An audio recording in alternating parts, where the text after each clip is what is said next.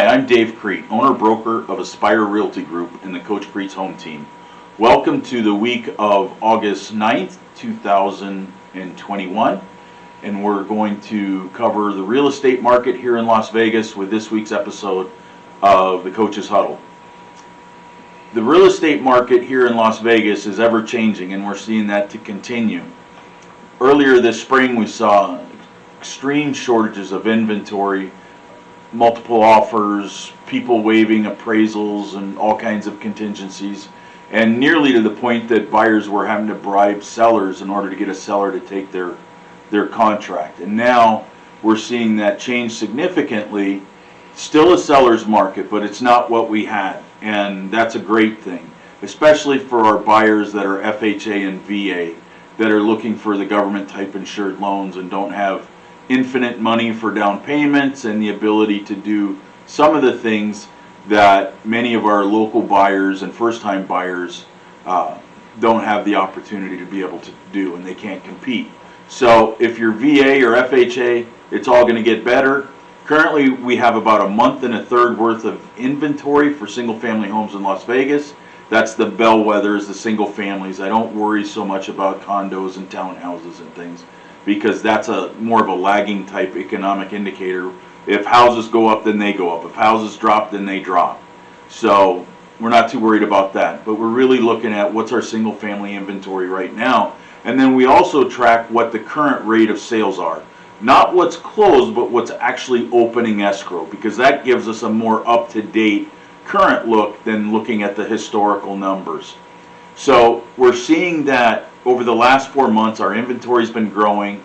The last month or so, we've really started to see a drop in the rate of sales and the new escrows that are opening. So we know that it's starting to slow down. That's expected because this time of year, that's what we should see. Last year was an anomaly because of COVID, that our sales season pushed off into the fall and ran right up to the beginning of the sales season after the holidays, going into January, February. So we didn't have much of a break. It really put a hurt on our inventory levels because, like I say, in the second half of the year we usually build up, and last year, second half of the year is when we did all of our sales. So it really created some unique market situations. Now, one of the questions I'm getting a lot right now is about the moratoriums, both on foreclosures and on evictions, and what's going on there. It's a political process right now. The CDC had implemented a moratorium. The Supreme Court came out and says you can't do that.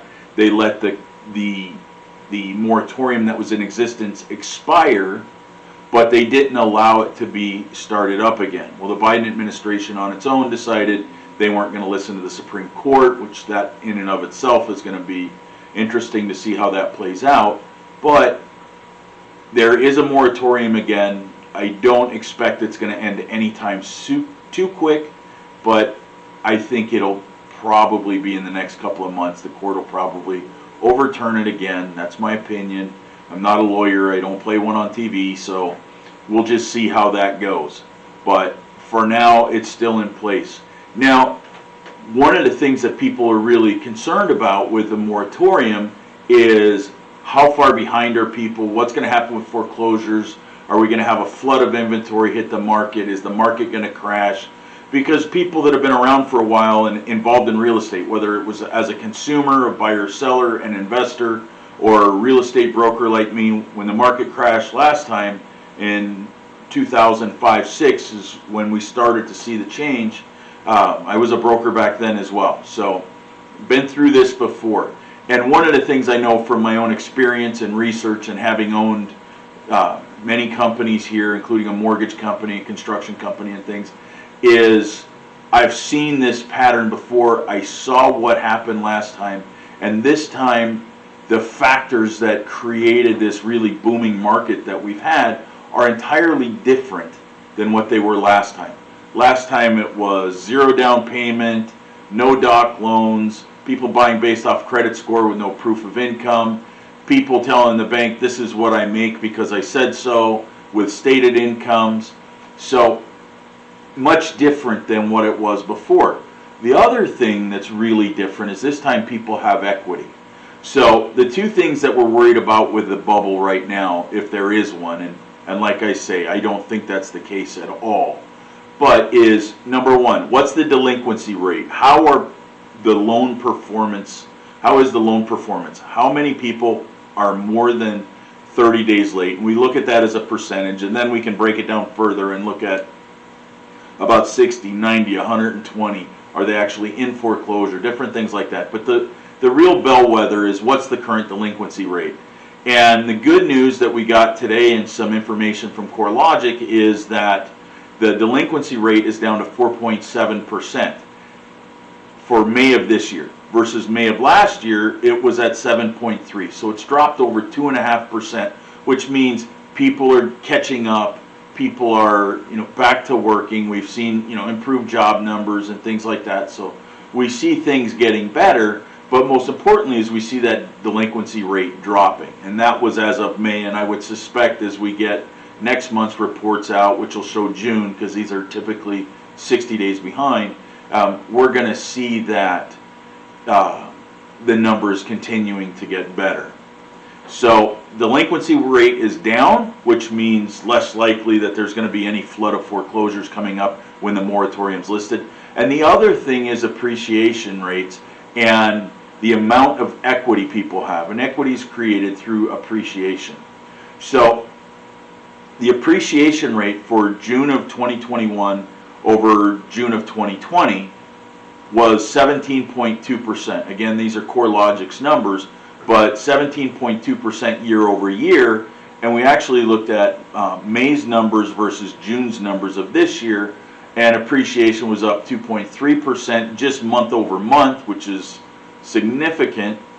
And when you also take into consideration, one of the factors that caused a problem before was that we were seeing 100% loans, whether it was an 80% first and a 20% second, or 100% first, or whatever the different scenario was. People had no equity going into the home purchase process when they were buying their home. And now, unless you're VA, it is very hard to find 100% money. There are some programs out there, but you still have to qualify for them, and it's not the same qualifications today as it was back then. Today, you really have to qualify for a loan. Banks are much stricter than they were. The guidelines are much stricter. The federal laws are much stricter than they were, for that matter. So people are having equity, and somebody who bought 5 years ago, maybe looking at 50% equity, 40% equity, depending on how they did, they've got a lot of money in equity in their home.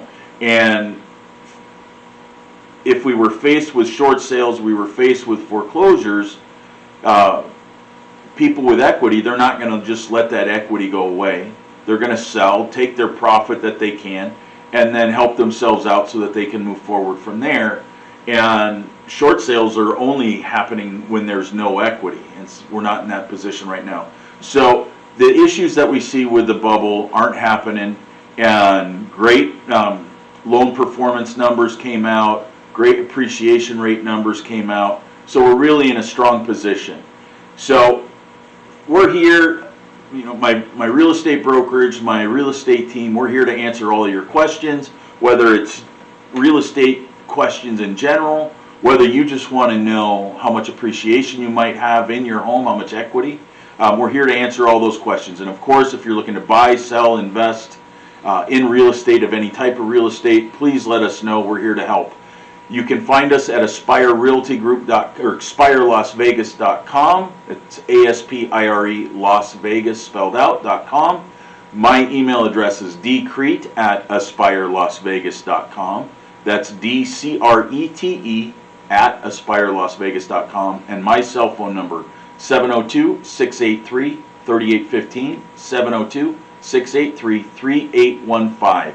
We look forward to helping you in the future. Thank you.